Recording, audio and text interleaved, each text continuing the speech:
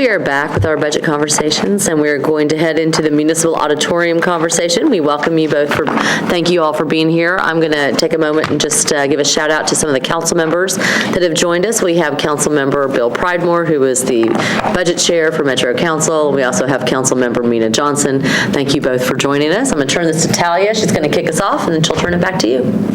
Hello, how are you? Hey. We have the Municipal Auditorium, who supplies meeting space and special event space for the community for various events. They have a current budget of $1.5 million, and they are an enterprise operation, which means a large part of their funding to support their operations comes from revenue that the auditorium generates.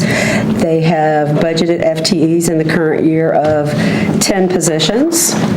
They have requested an improvement for next year of $90,700, and we believe that the operating subsidy request, we're still finalizing it, it will be in the neighborhood of $300,000 to $400,000 for FY17. Yes.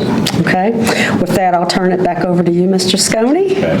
I'm Bob Sconey, I'm General Manager for the Municipal Auditorium. With me today, I have Christy Bailey, who's our Finance Manager. Hi. Also, I have Blake McDaniel, our Chairman of the Auditorium Commission member, down the street. He's not going to be able to make the meeting. He's still tied up in a luncheon meeting, but I know he wanted to be here with us today. Also, for our upcoming fiscal year, as Talia shared with you, we have a $1.5 million budget. It's a slight improvement from last year, and it's our projections of our revenue. Also, during this current fiscal year, we'll be submitting a request for a subsidy of approximately $400,000. But first of all, I want to thank you, and I want to thank Rich and Talia for the support of the 4% funding that we received this past week. And a good portion of this funding is going to be used to finish up our renovation of our seats in our balcony. So we'll have this whole seating renovation behind us, and it's been a great improvement to the facility. Also, we're going to use a bigger portion of it to address areas of improvement to our restrooms and to our backstage areas and our dressing rooms, and build some rooms.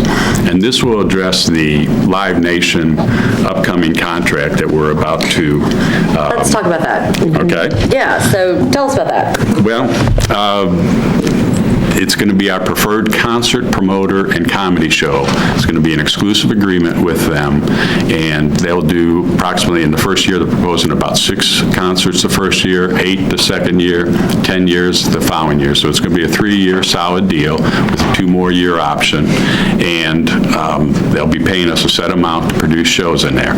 The big thing is that anytime a concert will come to the venue, it'll have a Live Nation trademark on it, which will help. So regardless of whether it's something that they book, you said that they're going to book 6 concerts, but anything that comes through there will have the Live Nation fingerprint on it. Got it. Yeah. Okay.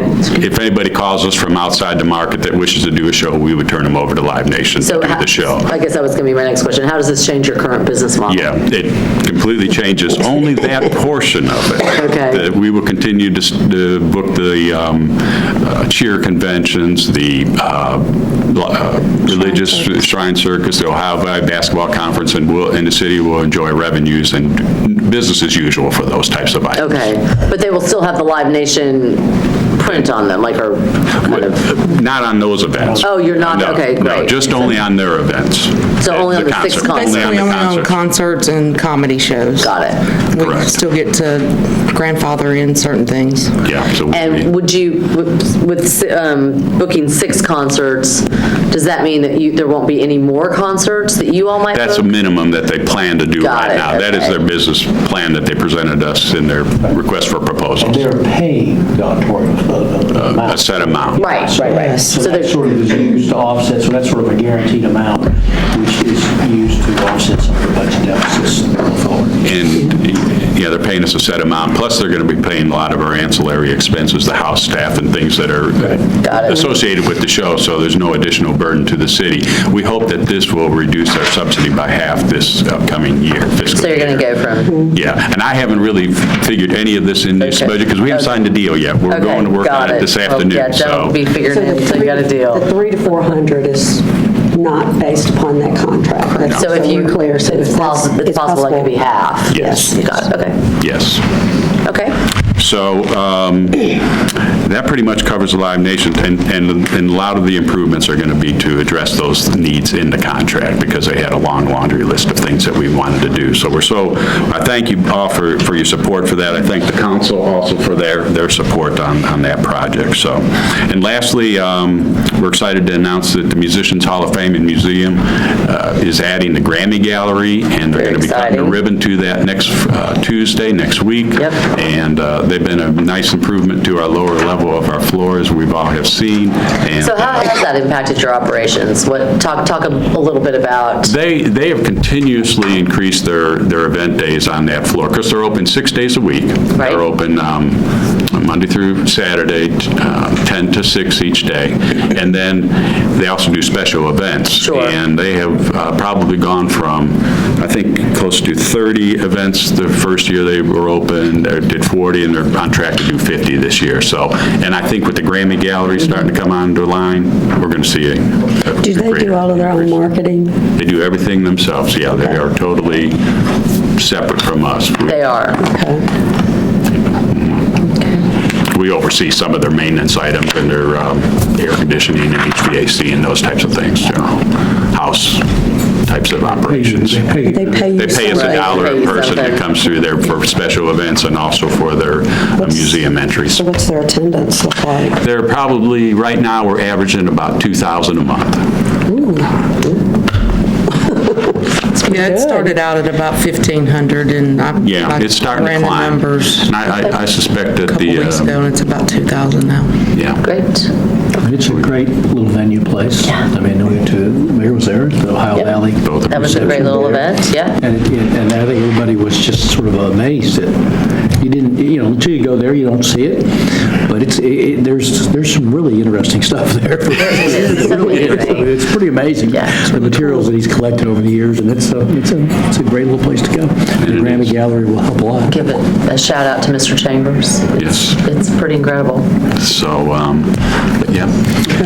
But in closing, The that's... only other question, I think I know the answer to this, Finance Director, but Yes, so for the sir. last 2 or 3 budget years, we haven't budgeted any appropriation for the Farmers Market, Auditorium, and Fairgrounds. Correct. And had them come back in the spring, sort of projecting where they'd be the end of the year and whether they needed a supplement or not to close the year out. Are we proposing to do that differently this year? I am going to propose to do that differently this year. And hope that I can get support on budgeting that subsidy on the front end. Okay, we So appreciate that. I think it would just make it easier for us all to manage it from a financial standpoint. and I think know with the the status. I think it's the stability right we're going to thing have to with the do. Live Nation contract, Yes. if everything comes in place, that will help. Okay. Yes, Check into, because it is a little different. yes. It's changed a little. Good question. I would like to change that. Okay, well, we appreciate your consideration. Great. Well, we appreciate you. Excited about the venue. It's great. Everything you guys are doing over there has been a lot of fun lately to go over and watch. So, Well, thank you. We Yep. appreciate that. We appreciate your support. And How many concerts do you think you did this year, sort of this fiscal year? we've been averaging about 8 that we do on our own.